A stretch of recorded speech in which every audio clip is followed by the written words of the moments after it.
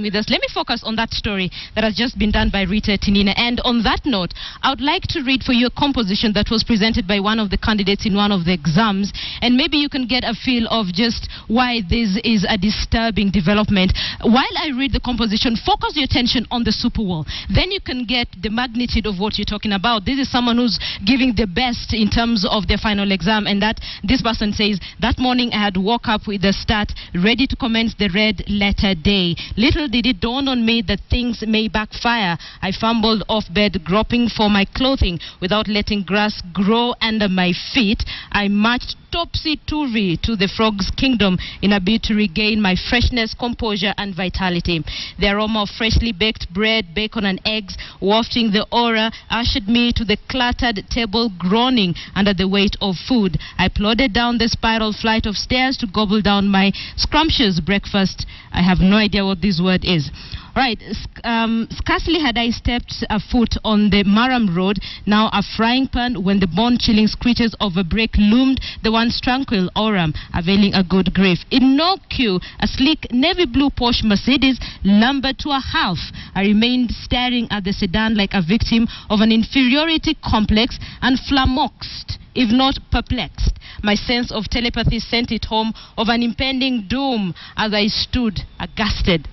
This are the kind of compositions that students are sending in as their exams. In studio, I have Sarah Ruto. She's the regional manager, Uwezo East Africa. Sarah, looking at that composition and the kind of English that you're now seeing from some of the candidates, does it worry you? Well, it does, but first of all, let's start with this person. I think is a very descriptive person. You can see the number of adjectives they use. It's really rich.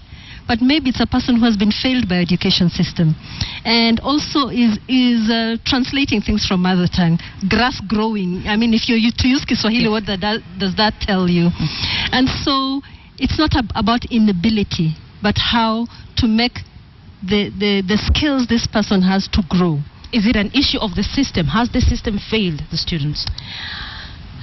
The system is failing some students and not others, and therefore I'd like to say it's not a system that is failing, but that it is certain schools are housed by teachers, by an ethos, by a culture that does not promote language. So if you go to a school, for example, that has a teacher who is well skilled, has been taught how to teach language. It's not somebody who has just been taught content, but taught the pedagogy of teaching language. And then you have a school in which there is a library. I remember my secondary school, our library was behind there in the class, so that whatever time you want, you go and pick a book. So that is a culture. So when you don't have these things in place, then how do you expect a child to be skilled? They can't just happen. So basically it's the education system in some schools, not all schools. Yes. Are we pointing as public versus private schools, Sarah? It can be a public versus private, a rural versus urban, because in urban places there are certain possibilities and opportunities that you will not find in more rural, remote areas. However, it doesn't mean that a rural, remote school cannot get the skills.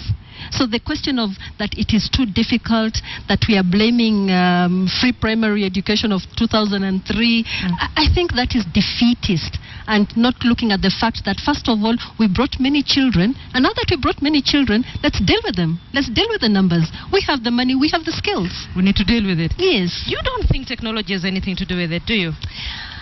Technology can be, you can fault it or it can be an enabler.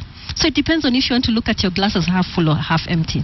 For me, I think technology offers very many opportunities, and it can spice up learning. So instead of us looking at what people do in terms of the code switching they do and sending texts, you can't expect somebody to talk in a very official language in a social gathering. They have to talk the way they are talking. However, you want also to be able to use that tool to be able to teach them the proper grammar. Okay. And it can spice up language. If you look at our classrooms, they're very dull. If we had a bit of that technology, a bit of those phones, it would make a difference. Yes, it would. All right. The reason why we're doing this is because this does not just affect the candidates and the kind of composition, the kind of work they handed in their final papers. It translates to the kind of people we let into the market. Let me read for you a letter written by an insurance company agent seeking a client. Mark you, this letter was written this year by someone who is employed.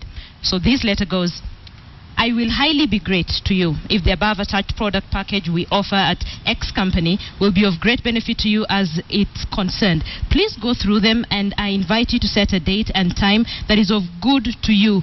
Basing, not the word basing, on your dairy plan, and we can look at each one together. Please note that tomorrow's journey starts now, and everyone has no obligation to start saving and investing, really, because only God knows is made of tomorrow. I am highly dedicated to assist you go through all this and help you make an informed decision that you have been planning to make in life. As responsible parents, always everyone wants to see his or her child getting the best in life, and everyone wants to have the best of his families in future, especially when she is not there. What comes to mind of everyone is what will happen if I'm not there. The answer is don't know. But in financial world, we say my policy will take good care of them. What a joy to the family for today. If you have an education plan for your child, remember, for one, for your second child, and third, so on, so on. This is the kind of letter, mark you, that an insurance company agent is sending to a client. Sarah, looking at that, and this is someone who's employed. He's trying to get business from someone. What kind of people, what kind of a generation are we letting out to the employers? Does this pose a question then on the kind of qualified personnel, individuals that we're now letting into the job market? Yes, and it gives you a glimpse that we basically have very poor skilled people. We have people who do not have competencies. Here we are talking about a lack of language competency. At least the spelling is good. Maybe they use spell check, I don't know. But you know, there's a problem with some. I think they are thinking in mother tongue and then writing. So there's something they have, but they have been failed. So this person needed to have read more, to have improved their fluency, and then to improve their comprehension. So this is the ultimate question. Are we looking at a generational gap where we will have a generation that cannot communicate? What does this portend for the country? I wouldn't say it will be... For the education sector, to be precise. Yes, I wouldn't say it will be an entire generation, because there are some families and some schools who have sorted it out, who are getting it right. What of those who have not sorted it out? That is the problem. And if you go to the divide, it will often be rich, poor, urban, rural. So for me, it is a good glimpse at the bigger problem in our society. We have a major equity gap, and that is why if we do not sort out our education and make sure that all our children get at least a good foundation, then we have a problem in this country. Okay, we need to fix it. Sarah, how do we fix this? Finally. Let us begin at the foundation. And the foundation for me are two levels. First of all, let us begin at the way we are tooling our schools and our children, right from preschool up to the early years. Because if they get the right grammar and grounding in the early years, you can be sure rules don't break. The house will be firm. Secondly, let us support our teachers. When I taught in a TTC and I taught English, I taught teachers content of English. I taught them grammar. I did not teach them how to teach. So let us support our teachers with the right pedagogy, and then we will be on the right route. Let us support. And thirdly, let us read, and read. You never go wrong with reading.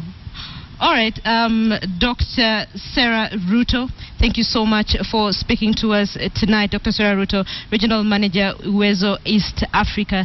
Thank you so much for sharing your insights on that particular story, of course, done by Rita Tinina and Catherine Omwanto, on the kind of candidates, the kind of individuals you're letting out into the job market, and the kind of generation that you're looking at. Is there a generation gap? Let us know what you think. It is the focus of a big question we're asking. If you think social media is to blame for the falling standards of English in the country,